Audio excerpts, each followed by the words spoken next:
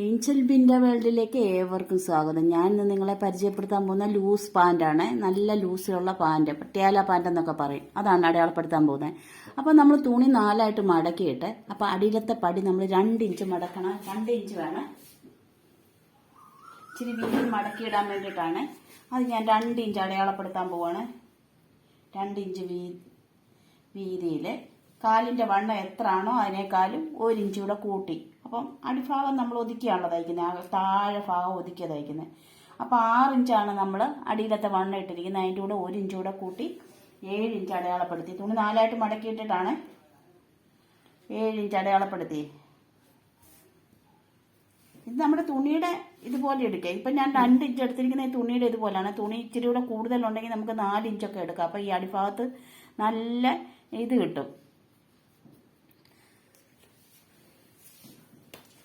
പിന്നെ ഇനി ഞാൻ എടുക്കുന്നത് മുകളിലത്തെ ഇറക്കം. ഇത് മൊത്തം നമുക്ക് വേണ്ടത് 40 ഇറക്കമാണ്. അപ്പോൾ ഈ തുണി എത്ര കിട്ടുമെന്ന് നമുക്ക് നോക്കാം.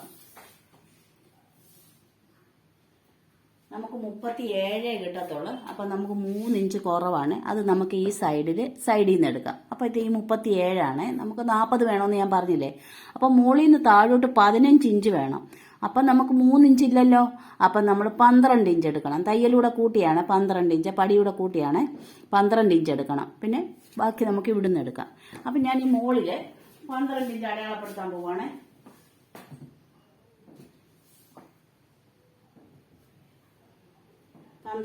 ഇഞ്ച് അടയാളപ്പെടുത്തി.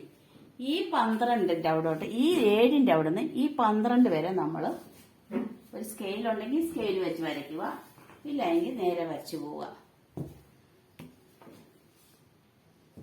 കണ്ടോ?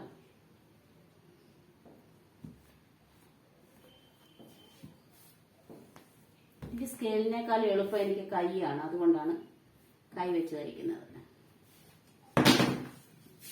ഇത്രയും ചെരിച്ച് നമുക്ക് തയ്ക്കാൻ പറ്റും, അടയാളപ്പെടുത്താൻ പറ്റും. കാണണോ? വേണ്ട.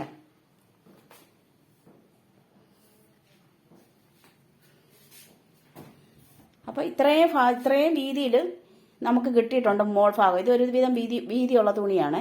ഇത്രയും ഭാഗം കിട്ടിയിട്ടുണ്ട്. ഇത് നമുക്ക് നല്ലപോലെ ഞുറിവിടാനുള്ളതാണ്. ഞുറിവിടുന്നത് ഇവിടാണ്, സൈഡിലാണ്. നല്ലതുപോലെ ഞുറിവിടാൻ പറ്റും.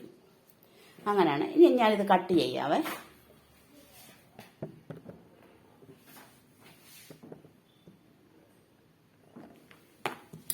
ഈ അടി നമ്മൾ നേരെ വെട്ടും, പിന്നാണ് ചെരിച്ചു പോകുന്നത്. ഈ നേരെ വെട്ടി കഴിയുമ്പോൾ ഇവിടെ ഒരു അടയാളം കൊടുത്തേക്കണേ. എത്രയും മടക്കണമെന്നുള്ളതിനാണ് നമ്മൾ ആ അടയാളം കൊടുത്തത്. അത് ഏത് സാധനത്തിനാണേലും നമ്മൾ പോയിന്റ് വരുന്നിടത്തൊക്കെ നമ്മൾ ഓരോ ചെറിയ വെട്ടിട്ട് കൊടുത്തേക്കണം. അപ്പം നമുക്ക് എളുപ്പം മനസ്സിലാവും. അതിനാണ് വേണ്ട നമ്മളിത് കട്ട് ചെയ്തെടുത്തേ. ഇനി നമുക്ക് ഈ പടിയാണ് എടുക്കേണ്ടത്. നമുക്ക് 3 ഇഞ്ച് കിട്ടിയില്ലല്ലോ, അതിന് ഇതിലാണ് നമുക്ക് വെട്ടിയെടുക്കേണ്ടത്.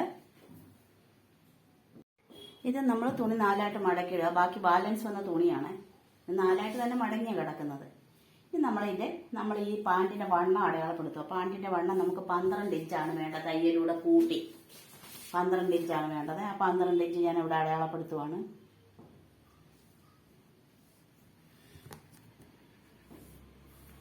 നമുക്ക് 3 ഇഞ്ചാണല്ലേ വേണ്ടത്. 3 ഇഞ്ച് ഞാനിവിടെ അടയാളപ്പെടുത്തുവാണ്. പിന്നെ നമുക്ക് വേണ്ടതെന്ന് വെച്ചാൽ ഈ പടിയാണ്. ഈ മുകളിലത്തെ പടി മടക്കി തയ്ക്കുന്നില്ലേ, അതിൻ്റെയാണ്. അത് ഞാൻ ഒരു 1.5 അടയാളപ്പെടുത്തിയിട്ടുണ്ട്. 1.5, 3, 4 അടയാളപ്പെടുത്തും. താഴത്തെ തയ്യലിന് ഞാൻ 1/2 ഇഞ്ച് അടയാളപ്പെടുത്തിയിട്ടുണ്ട്. അങ്ങനെ 5 ഇഞ്ച് ഞാൻ ഇതെല്ലാം എടുക്കുവാണ്.